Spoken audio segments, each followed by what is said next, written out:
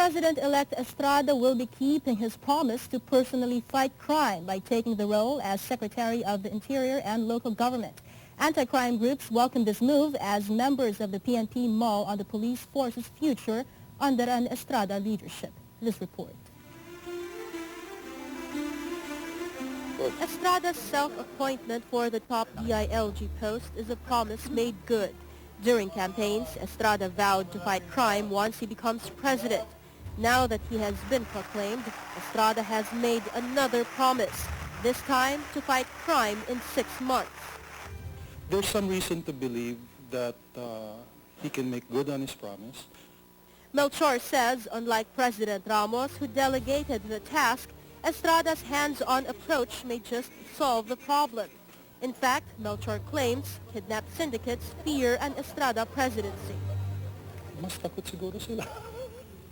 Siguro.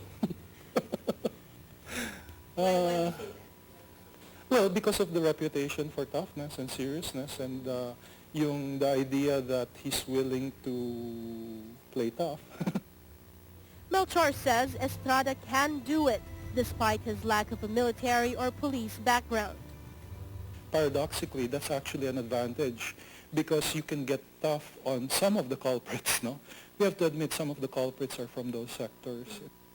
Part of Estrada's plan is to reorganize the police force, perhaps knowing too well there are criminals within the ranks. Estrada's friends in the PNP are expected to get plum positions, even if some of them face charges for the Curatong-Balileng robot case. Some members of the PNP didn't want to say anything. No comment takbo yun pagmasdan muna natin yung takbo ng Sandali Then! Others opt to wait and see. Obserba natin kung anong kalalabasan. Kasi hindi pa natin bigyan natin ng chance.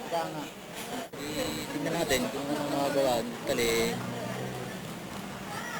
hindi pa naman niya na ito. Nagsisimula pa lang siya.